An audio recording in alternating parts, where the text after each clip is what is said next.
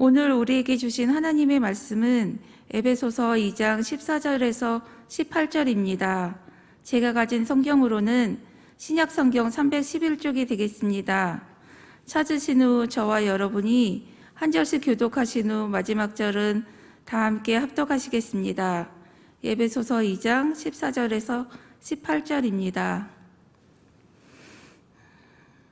그는 우리의 화평이신지라 둘로 하나를 만드사 원수된 것 곧 중간에 막힌 담을 우리 육체로 자기 육체로 하시고 법조문으로 된 계명의 율법을 폐하셨으니 이는 이 둘로 자기 안에서 한 새 사람을 지어 화평하게 하시고 또 십자가로 이 둘을 한 몸으로 하나님과 화목하게 하려 하심이라.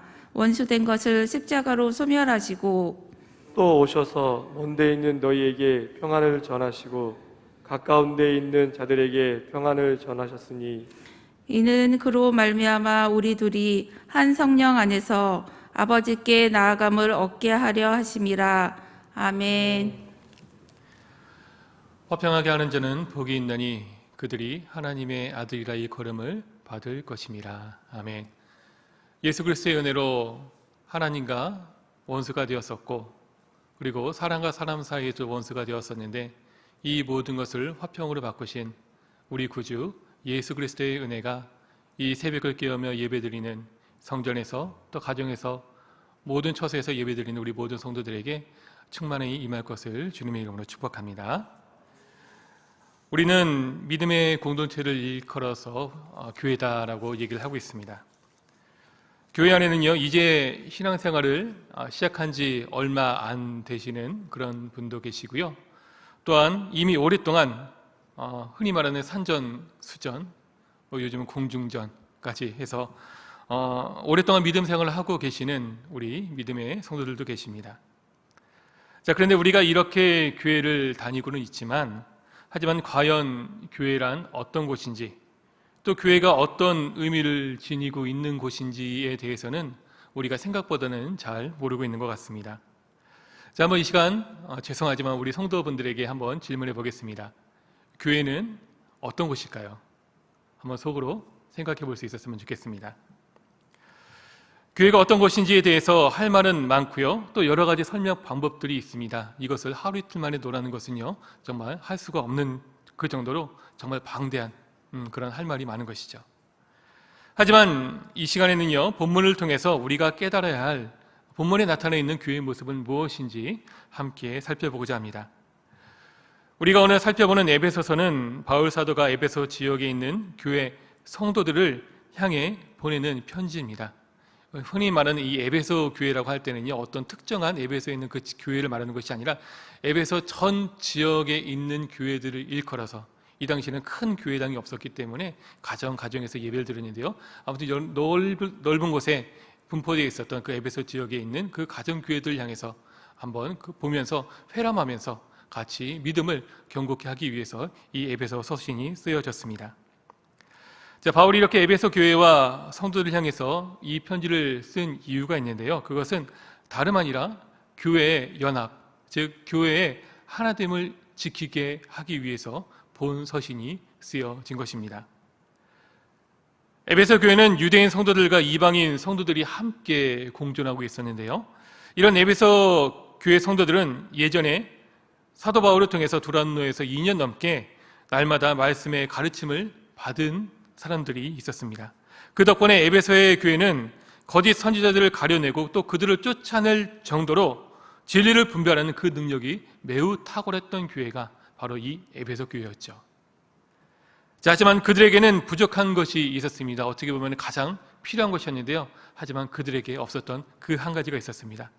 그것은 바로 말씀대로 서로 사랑하지 못하고 유대인과 이방인 성도들 간의 사이가 결코 좋지 않았던 것입니다. 그 때문에 교회는 분열의 위기까지 그렇게 처해 있었던 것이죠. 즉, 주님께서 세우신 그 교회가 내부적인 분열로 사랑하지 못함으로 인해서 쪼개질 수 있는 그런 위험 가운데 처해 있었다는 것입니다. 사랑하는 성도 여러분, 교회가 사람들에 의해 나뉘는 것은 결코 하나님의 뜻이 아님을 우리가 알아야 합니다. 그래서 바울 사도는 하나님의 뜻을 기억하며 교회의 분열을 막기 위해서 이 편지를 쓰고 있고요. 그리고 왜 서로 하나가 되어야 되고 왜 서로 사랑하며 섬겨야 하는지를 바로 가르치고자 본 서신이 쓰여진 것입니다. 성도 여러분, 이 시간에는 본문 속 바울의 이 권면을 통해서 과연 교회는 어떤 의미가 있는가, 그리고 우리가 또한 어떻게 이 교회에서 함께 지내야 되는지를 한번 생각해 볼 수 있었으면 좋겠습니다. 우리가 교회를 이해하기 위해서는 무엇보다도 우리 주님이신 우리 구주 예수님께서 우리를 위해 또한 교회를 위해 과연 어떠한 일을 행하셨는지 그것을 알아야 할 필요가 있는데요. 이 시간 오늘 본문이 바로 그 일을 소개해 주고 있습니다. 우리 다 같이 14절 그리고 15절 본문의 말씀을 함께 읽어보도록 하겠습니다. 시작.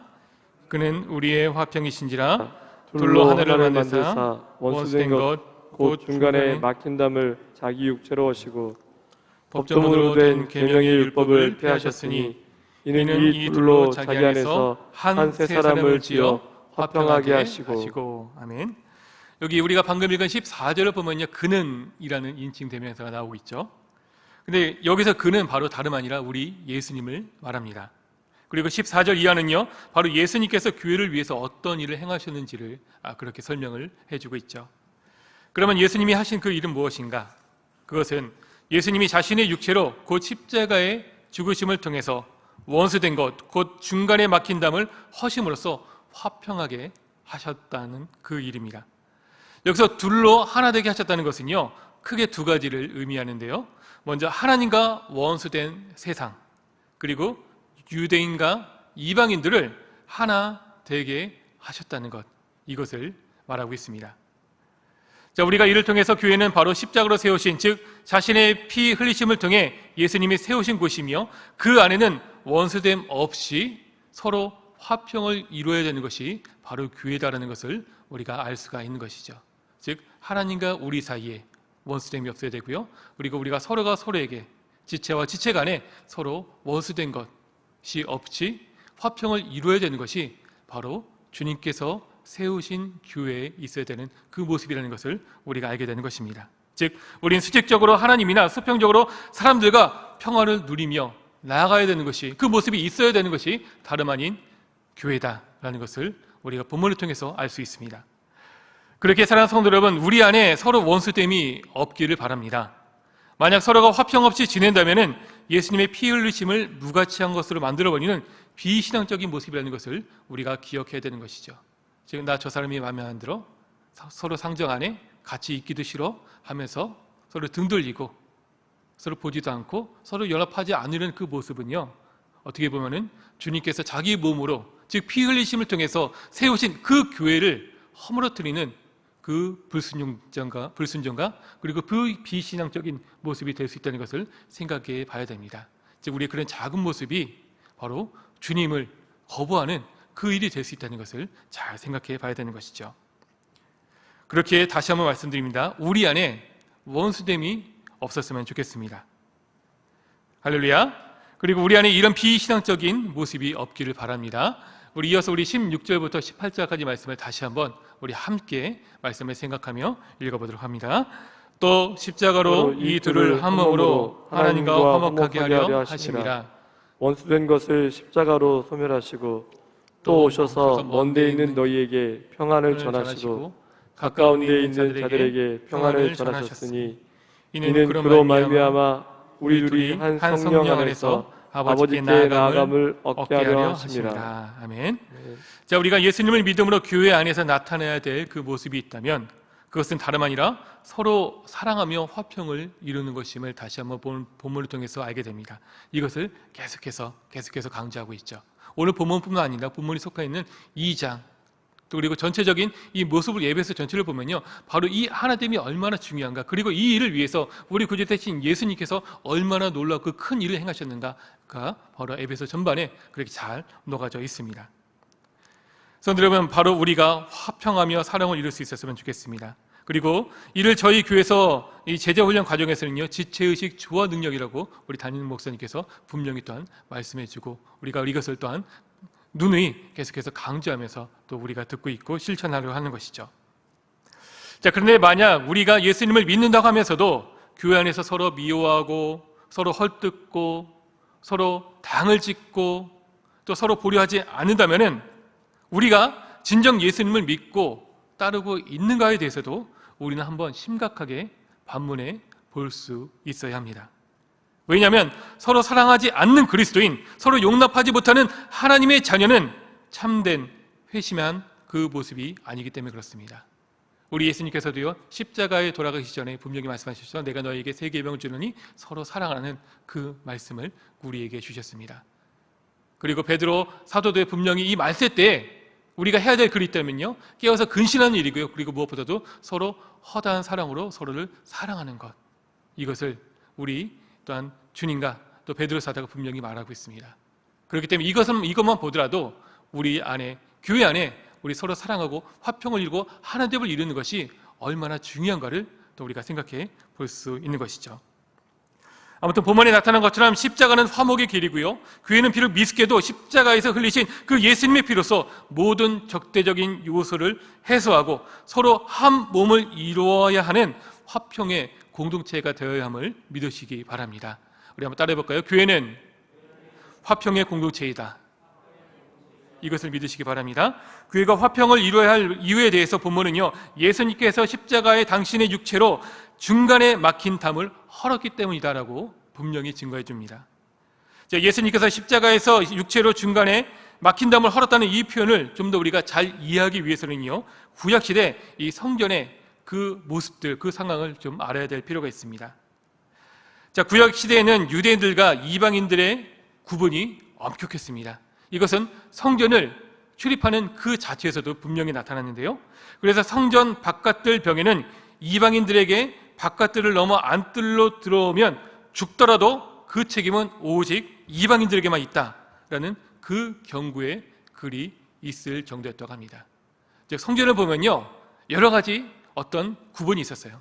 이방인들까지만 들어올 수 있는 구역, 그리고 유대인들끼리만 들어올 수 있는 구역, 여자들은 이제 제한돼서 남자들만 들어올 수 있는 곳, 제사장들, 그리고 마침내는 대제사장, 지성소로 들어가는 참 많은 그런 구분들이 있어가지고요, 그래서 하나하나 넘기가 매우 힘들었던 모습이죠.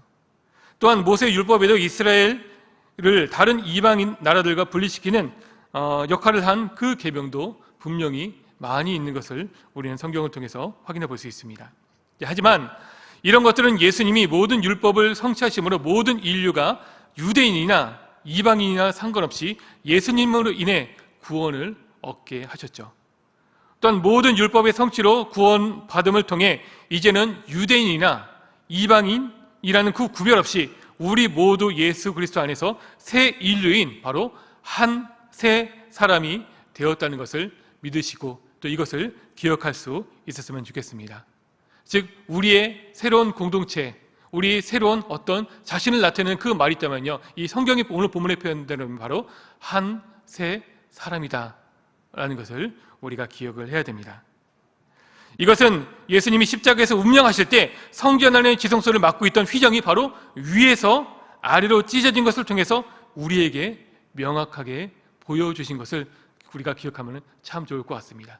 가장 중심에 가장 은밀한 곳에 있었던 바로 그 휘장을 통해지면서 대제사장과 제사장, 그리고 또한 남자들, 여자들, 그리고 이방인들, 유대인들, 이 모든 구별들이 다 이제는 소용없이 예수 안에 모두 하나가 되었다는 것을 바로 예수님께서 운명하실 때 그 모습이 이 성전의 그 휘장을 통해서 분명히 나타나 있는 것이죠. 성도 여러분, 이렇게 예수 그리스도 안에서 서로의 벽을 허물고 새롭게 된 그 한 사람이 모여 있는 것이 이 세상과 전혀 다른 공동체이고요, 그것이 바로 예수님이 십자가로 세우신 공동체라는 것을 믿으실 수 있기를 바랍니다. 우리가 그런 놀라운 바로 신인류가 새 한 사람이 된 것이 바로 저와 여러분들, 우리가 모여있는 바로 이 아름다운 공동체라는 것이죠. 사랑하는 성도 여러분, 예수님의 십자가 사랑으로 화평을 이룬 우리 모두는 민족이다, 인종, 성별, 직업, 나이, 고향, 학벌, 빈부에 상관없이 예수 그리스도 안에서 한 새 사람 되었음을 믿으시기 바랍니다. 다시 한번 말씀드립니다. 우리는 누구라고요? 바로 한 새 사람이라는 것을 믿으시기 바랍니다. 믿으시기 바랍니다. 여기서 그 한 사람이라는 것은요, 바로 우리 개개인 한 사람을 말하는 것이 아니라 한 공동체, 우리 모두가 바로 한 사람이라는 것을, 한 공동체라는 것을 본문이 우리에게 증거해 주는 것이죠. 그렇기 때문에 교회는 무엇보다도 그리스도 안에 있는 화평이 있어야 한다는 것을 믿으시기 바랍니다. 아멘. 그런데 만약 우리 안에 예수님 안에 화평이 없고요, 또 화평을 이루지 못한다면은 그것은 예수님의 십자가의 희생을 헛된 것으로 돌리는 큰 죄가 된다는 것을 우리가 또한 생각해 볼 수 있어야 됩니다. 예수님께서 분명히 자기 육체를 허심을 통해서 바로 우리에게 이런 화평을 주셨는데요, 근데 우리가 이 화평을 거부하고 내 뜻대로 내 마음대로만 맞는 사람들을 함께 어울리고 다른 사람들을 배척하게 된다면 이것은 예수님의 그 십자가에 달려 죽으심에 대해서 우리가 반항하게 되고 또 거부하는 그 불신앙적인 모습이 바로 그렇게 된다는 것이죠. 그러므로 우리는 주님의 몸된 교회 안에 마땅히 화평을 이루기 위해 예수님의 십자가의 사랑 안에서 마음의 담과 편견을 극복하고요, 또 분열과 아픔에서 회복될 수 있어야 되는 것이 바로 우리 믿음의 공동체 교회 안에 있어야 될 모습이라는 것을 믿으시기 바랍니다. 사랑하는 성도 여러분, 예수님 안에서 한 새 사람 된 자들로 혹시나 우리 안에 아직 갈등이나 마찰을 겪고 있는 그런 분들이 계시다면 이제는 화해와 화평으로 나아갈 수 있기를 우리 주님의 이름으로 권면합니다. 그럴 수 있기를 바랍니다. 그리고 더 나아가 그를 위해 기도하며 또한 축복할 수 있는 그 믿음의 성숙함이 바로 한 새 사람 된 우리 모두에게 나타나 있을 수 있기를 또한 소망합니다. 예수님은 마태복음 5장 9절에서 이렇게 말씀하셨죠. 화평하게 하는 자는 복이 있나니 그들이 하나님의 아들이라 일컬음을 받을 것이며. 이 말씀을 기억하시기 바랍니다. 그러므로 사랑하는 성도 여러분, 예수님 안에서 예수님의 공로로 한 새 사람 된 자들로서 하나님의 자녀들이라 일컬음을 받는 것이 합당히 여겨지도록 우리 안에 예수님이 보여주신 화해와 용서 그리고 사랑과 섬김이 넘치는 우리 모두가 되기를 주님의 이름으로 축복합니다. 기도하겠습니다. 이 시간 우리 말씀을 생각하며 함께 기도하며 나아가기를 원하는데요, 무엇보다도 주님 안에 화평을 이루어 나가는 새 한 사람으로서 주님의 몸된 지체로 또 하나님의 자녀로 살아가는 우리 모두가 되게 하여 주시옵소서. 정말 주님께서 보여주시는 그런 아름다운 화평의 모습이 넘치는 우리 시냇가 푸른나무 교회 되게 하여 주시고, 내가 또한 그 교회의 일원으로서, 우리 교회의 일원으로서 이런 아름다운 사랑과 화평을 또한 전할 수 있는 하나님의 자녀로 살아가게 하여 주시옵소서. 함께 기도해 주시기 바라고요. 또 오늘 드려지는 모든 예배를 위해 함께 기도해 주시기 바랍니다.